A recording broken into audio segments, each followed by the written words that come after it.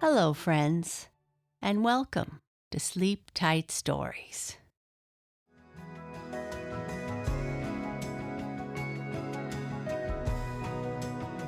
This coming week is Thanksgiving for us in Canada, so I am sharing a Thanksgiving story with you. The weather is getting cooler here, and fall has certainly arrived. Apples are ready for picking, and there are pumpkins everywhere. I hope if you are celebrating Thanksgiving this weekend, that you have a wonderful day with your family. This story is about a boy who has gone away to find work and make his way. Jack's sister, Jessie, has found out where he is, and she is sending him a Thanksgiving box. All the treats she is making will be put into the box in hopes of encouraging him to come home. Let's see what will happen. A mystery in the kitchen. Something very mysterious was going on in the Jarvis kitchen. The table was covered with all sorts of good things: eggs and butter and raisins and fruits and spices. And Jessie, with her sleeves rolled up and a white apron on, was bustling about, measuring and weighing and chopping and beating and mixing those various ingredients in a most bewildering way. Moreover, though she was evidently working for dear life, her face was full of smiles. In fact, she seemed to have trouble to keep from laughing outright, while Betty, the cook, who was washing potatoes at the sink, fairly giggled with glee every few minutes, as if the sight of Miss Jessie working in the kitchen was the funniest thing in the world. It was one of the most pleasant sights that big, sunny kitchen had seen for many a day, and the only thing that appeared mysterious about it was that the two workers act strangely like conspirators. If they laughed, as they did often, it was very soft and at once smothered. Jessie went often to the door leading into the hall and listened, and if there came a knock on the floor, she snatched off her apron, hastily wiped her hands, rolled down her sleeves, asked Betty if there was any flour on her, and then hurried away into another part of the house, trying to look cool and quiet, as if she had not been doing anything. On returning from one of these trips, as she rolled up her sleeves again, she said, "Betty, we must open the other window if it is cold. Mama thought she smelled roast turkey." Betty burst into a laugh, which she smothered in her apron. Jessie covered her mouth and laughed too, but the window was opened to make a draft and carry out the delicious odors which, it must be confessed, did fill the kitchen so full that no wonder they crept through the cracks and the keyholes and hung about Jessie's dress as she went through the hall in a way to make one's mouth water. "What did you tell her?" asked Betty as soon as she could speak. "Oh, I told her I thought pot pie smelled a good deal like turkey," said Jessie, and again they both laughed. "Wasn't it lucky we had pot pie today? I don't know what I would have said if we hadn't." Well, it was not long after that when Jessie lined a baking dish with nice-looking crust, filled it with tempting-looking chicken legs and wings and breasts and backs, and a bowl full of broth, laid a white blanket of crust over all, tucked it in snugly around the edge, cut some holes in the top and shoved it into the oven, just after Betty drew out a dripping pan in which lay, in all the glory of rich brown skin, a beautiful turkey. Mrs. Jarvis couldn't have had any nose at all if she didn't smell that. It filled the kitchen full of nice smells, and Betty hurried it into the pantry where the window was open to cool. Then Jessie returned to the spices and fruits she had been working over so long, and a few minutes later she poured a rich, dark mass into a tin pudding dish, tied the cover on tight, and slipped it into a large kettle of boiling water on the stove. "There," she said. "I hope that'll be good." "I know it will," said Betty confidently. "That's your mom's best recipe." "Yes, but I've never made it before," said Jessie doubtfully. "Oh, I know it'll be all right, and I will watch it closely," said Betty. "And now, you go and sit with your mom. I want that table to get dinner." "But I'm going to wash all these things," said Jessie. "You go along. I'd rather do that myself. It won't take me any time at all," said Betty. Jessie hesitated. "But you have enough to do, Betty." "I tell you I want to do it," the girl insisted. "Oh, I know," said Jessie. "You like to help about. Well, you may, and I'm much obliged to you besides." And after a last look at the fine turkey cooling his heels if he had any in the pantry, Jessie went into the other part of the house. When dinner time arrived and Papa came from town, there appeared on the table the pot pie and other things pleasant to eat. But nothing was seen of the turkey, so carefully roasted, or the chicken pie, or the pudding that caused the young cook so much anxiety. Nothing was said about them either. It was certainly odd, and stranger things happened that night. In the first place, Jessie sat up in her room and wrote a letter, and then, after her mother was in bed and everything still, she snuck down the back stairs with a candle quietly, as though she was doing something mischievous. Betty, who had come down to help her, brought a box in from the woodshed, and the two women, very silently, with many listenings at the door to see if anyone was stirring, packed that box full of good things. In it, the turkey, wrapped in a snowy napkin, found a bed. The chicken pie and the plum pudding, beautiful looking as Betty said it would be, bore the turkey company. And numerous small things, jam jars, fruits, etc., filled the box to its very top. Then the cover, provided with screws so that no hammering needed to be done, was fastened on. "Now you go to bed, Jessie," said Betty. "I'll wait." "No, you must be tired," said Jessie. "I'd just as happily wait." "But I'd rather," said Betty, "and I'm going to. It won't be long now." So Jessie crept quietly upstairs, and before long there was a low knock on the kitchen door. Betty opened it, and there stood a man. "Ready?" he said. "Yes," answered Betty, "but don't speak loud. Miss Jarvis has sharp ears, and we don't want her disturbed.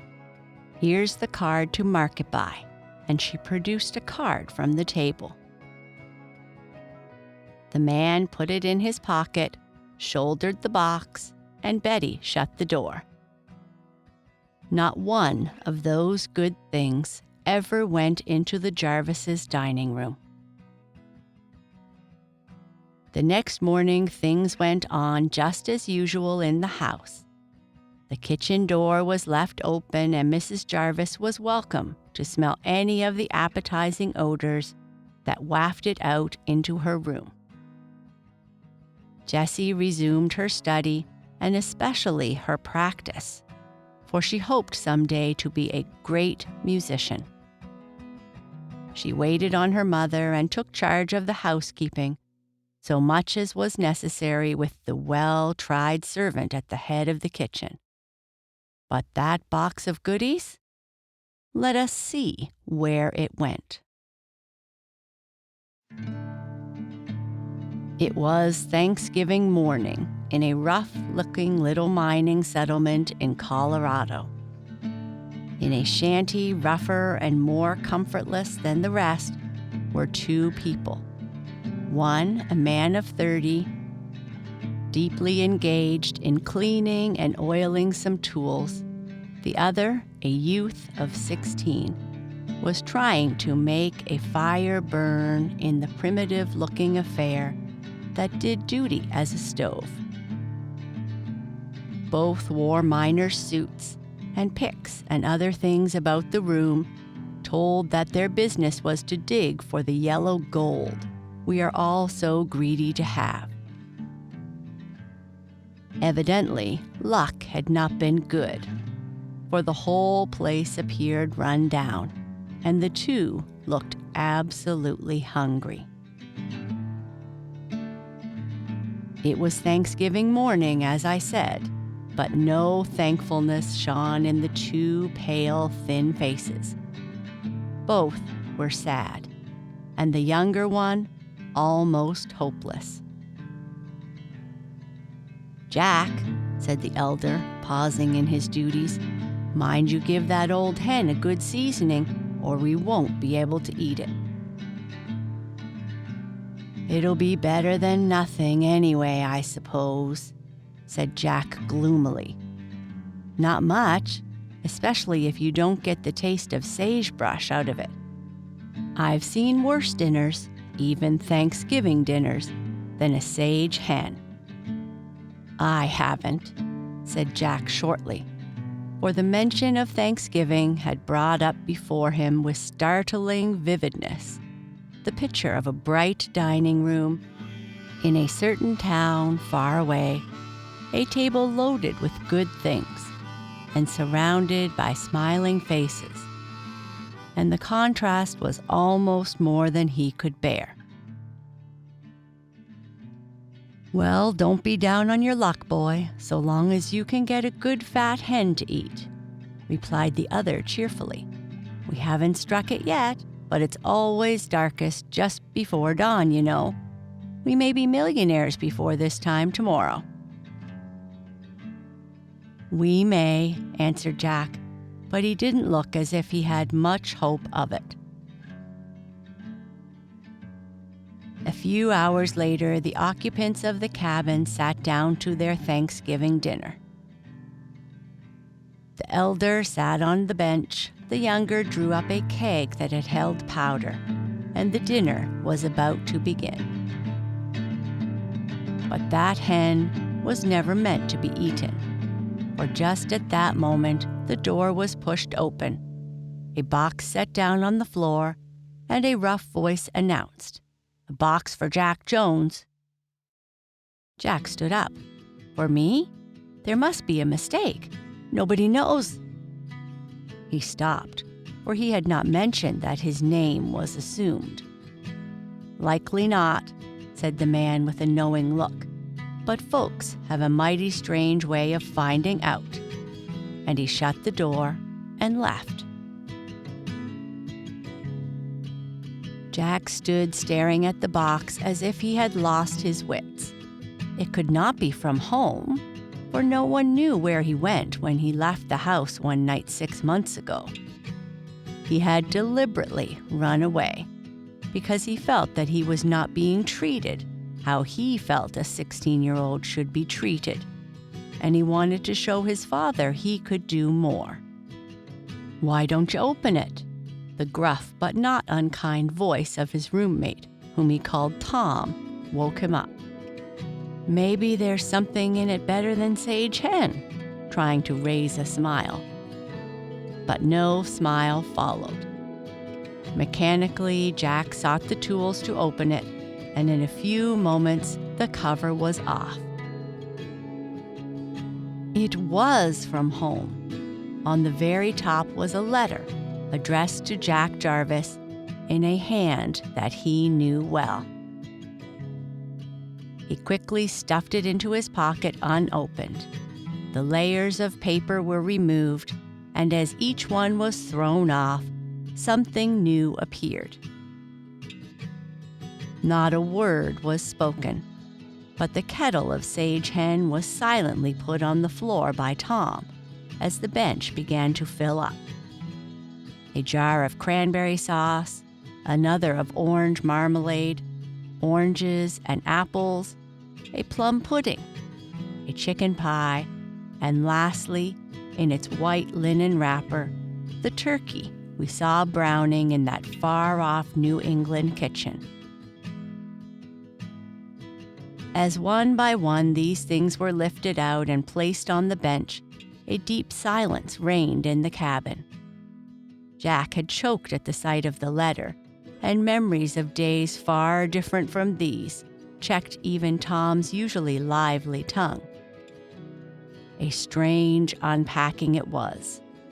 How different from the joyful packing at the middle of the night with those two laughing girls' faces bending over it. When all was done and the silence grew painful, Jack blurted out, "Help yourself," and bustled about, busily gathering up the papers and folding them, and stuffing them back in the box, as though he were the most particular housekeeper in the world. But if Jack couldn't eat, something too stopped Tom. He simply said, "Don't feel hungry. Believe I'll go out and see what I can find." He quickly went out and shut the door. Jack sat down on the keg and looked at the things which so vividly brought home, and his happy life there before him. He did not feel hungry either.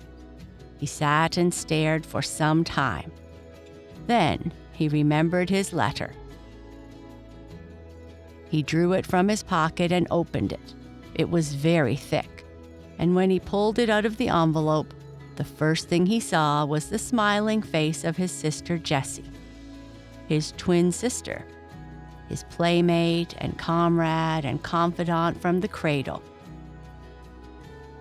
At last he read the letter. It began, "Dear Jack, I've just found out where you are, and I'm so glad. I'm sending you this Thanksgiving dinner. It was too bad for you to go off, so. You don't know how dreadful it was for Mom. She was sick for a long time, and we were scared. But she's better now. She can sit up most all day. Oh, Jack, Father cried. I'm sure he did. And he almost ran out of the room and didn't say anything to anybody all day. But I was determined I'd find you. I won't tell you how I did it, but Uncle John helped me. And now, Jack, he says he wants just such a fellow as you to learn his business. And he'll make you a very good offer. And Jack, nobody but Betty knows anything about this box and this letter. I'm sending you all my money out of the savings. I didn't tell anybody that. And I want you to come home. You'll find the money under the cranberries. I thought it would be safe there, and I knew you'd eat them all. You're so fond of cranberries. I didn't tell anyone because I wanted to surprise them. And besides, let them think you came home because you got ready. It's nobody's business where you got the money anyhow. Now, do come right home, Jack. You can get here in a week's time, I know. Your affectionate sister, Jessie." Jack laid the letter down with a rush of new feelings and thoughts that overwhelmed him. He sat there for hours. He knew nothing of time. he had mechanically turned the cranberry jar upside down and taken from the bottle, carefully wrapped in white papers, $50. Jessie's money. She had worked so hard for it, and she had such big plans. Why did she do this? These thoughts and many more surged through his mind that long afternoon. And when Tom returned as the shadows were growing long, he sat exactly as he had been left. At Tom's entrance, he roused himself.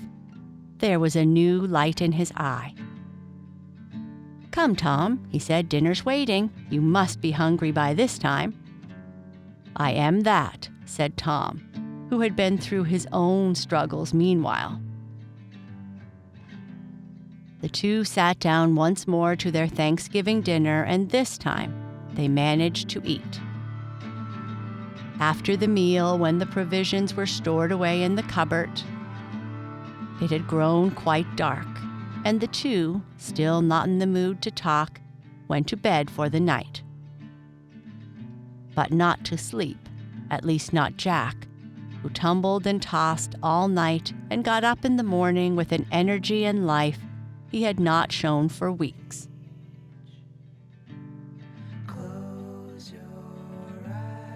After breakfast, Tom shouldered his pick and said, "I'll go on, Jack, while you clear up." Yet he felt in his heart he should never see Jack again, for there was a home-struck look in his face that he knew well. He was not surprised that Jack did not join him, nor that when he returned at night to the cabin, he found him gone, and a note pinned up on the door. "I can't stand it. I'm off for home. You may have my share of everything. Jack."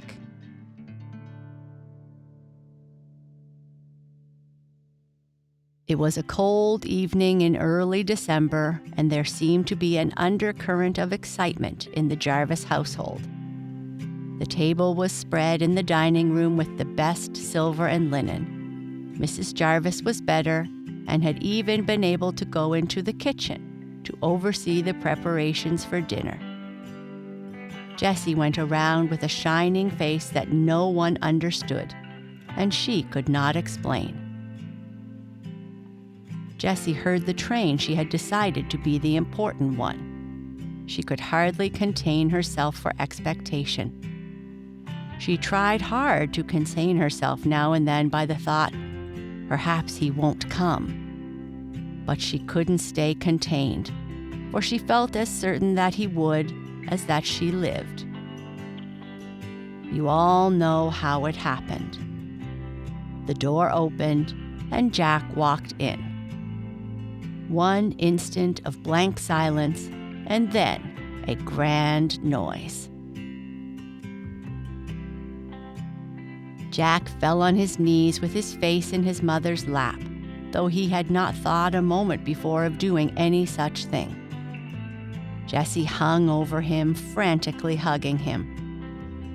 Mr. Jarvis, trying to join this group, could only lay his hands on Jack's head and say in a broken voice, "My son, my son," while Betty performed a war dance around the party, wildly brandishing a basting spoon in one hand and wiping her streaming eyes on the dishcloth, which she held in the other. It was long before a word could be spoken, and the dinner was totally ruined. Then the reaction set in, and justice was done to the dinner while talk went on in a stream. Jack did not tell his adventures. He only said that he had come from the city where he had made arrangements for a situation with Uncle John, at which Jessie's eyes sparkled. There is little more to tell. Jack Jarvis at 17 was a different boy from the Jack who at 16 started out to seek his fortune. And you may be sure that Jessie had her music lessons after all, and went on to do everything her heart had wished for.